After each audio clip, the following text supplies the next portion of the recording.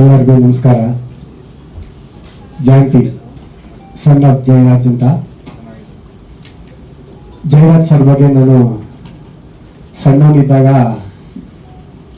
ನಮ್ಮ ಏರಿಯಾದಲ್ಲಿ ಎಲ್ಲೇ ಹೋದ್ರು ಮಾತಾಡ್ತಾ ಇದ್ರು.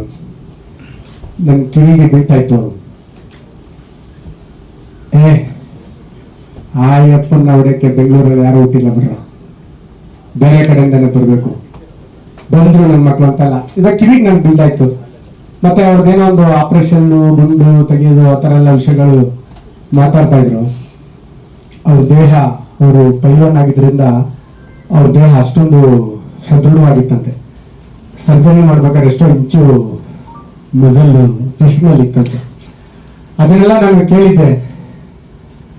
ತುಂಬಾ ನಮ್ಗೆ ಸಣ್ಣನಾಗಿದ್ದಾಗ ಅವರು ಆ ಥರ ಇದ್ರು. ಅವರು ಅಷ್ಟೊಂದು ಗಟ್ಟಿ ಹಾಳಾಗಿದ್ರ ಅಂತ ನಮ್ಮ ಕಡೆ ಮಾತಾಡ್ತಾರೆ.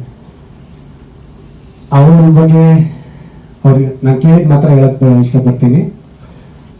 ಈ ಸಿನಿಮಾ ಅವ್ರ ಹೆಸರಿದೆ, ಅವ್ರ ಮಗ ಇದ್ದಾನೆ ಹೀರೋ ಆಗಿ ಈ ಸಿನಿಮಾದಲ್ಲಿ ಆಕ್ಟ್ ಮಾಡಿದ್ದಾರೆ. ಅವ್ರಿಗೆ ಒಳ್ಳೇದಾಗ್ಲಿ, ಅವ್ರ ಸಿನಿಮಾ ಅದ್ಭುತವಾಗಿ ಹೋಗಿ ಸಿನಿಮಾ ರಂಗದಲ್ಲಿ ಒಂದು ಒಳ್ಳೆ ನೆಲೆ ಕಾಣ್ಕೊಳ್ಳಿ ಅಂತ ಹೇಳಕ್ ಇಷ್ಟಪಡ್ತೀನಿ. ಮತ್ತೆ ನಮ್ಮ ಡೈರೆಕ್ಟ್ರು ತುಂಬಾ ಕಷ್ಟಪಟ್ಟಿದ್ದಾರೆ, ಅವ್ರಿಗೂ ಒಳ್ಳೇದಾಗ್ಬೇಕು. ನಿರ್ಮಾಪಕರು ಸಿಕ್ಕಾಪಟ್ಟೆ ಕಷ್ಟಪಟ್ಟಿದ್ದಾರೆ, ಅವ್ರಿಗೂ ಒಳ್ಳೇದಾಗ್ಲಿ. ಮತ್ತೆ ಓಲ್ ಟೀಮ್ಗೆ ಒಳ್ಳೇದಾಗ್ಲಿ. ನಾನೊಂದು ಪಾತ್ರ ಮಾಡಿದ್ದೀನಿ.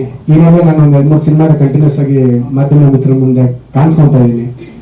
ಕಾರಣ ಇಷ್ಟೇ, ಎಲ್ಲರೂ ಬಂದು ನನ್ನ ಸೀನಿಯರ್ ಅಂತ ಇದ್ದಾರೆ. ಸೊ ಹಾಗಾಗಿ ನಾನು ಯಂಗ್ಸ್ಟರ್ಸ್ಗೆ ಸ್ವಲ್ಪ ನನ್ಗೆ ಅನಿಸಿದ್ದು, ನಾನು ತೋರಿಸಿದ್ದು ಹೇಳಕ್ಕೆ ಇಷ್ಟಪಡ್ತೀನಿ. ನಮ್ಮ ಡೈರೆಕ್ಟರ್ಗಳೆಲ್ಲ ಮುಂದೆ ಬರಬೇಕು. ನಮ್ಮ ಹುಡುಗರು ಸಣ್ಣ ವಯಸ್ಸಿಂದ ನೋಡ್ಕೊಂಡು ಬಂದಿದೆ, ಒಂದು 20 ವರ್ಷದಿಂದ ಕಷ್ಟ ಬಿದ್ದಿದ್ದಾರೆ. ಅವ್ರಿಗೆಲ್ಲ ಒಳ್ಳೇದಾಗ್ಲಿ ಅನ್ನೋ ಒಂದೇ ಒಂದು ಉದ್ದೇಶಕ್ಕೆ ನಿಮ್ಮ ಮುಂದೆ ಬಂದು ಕೇಳ್ಕೊಂತ ಇದ್ದೀನಿ. ನಿಮ್ಮೆಲ್ಲರ ಸಹಾಯ ಅವ್ರಿಗೆ ಬೇಕು ಅಂತ. Thank you very much. Thank you sir.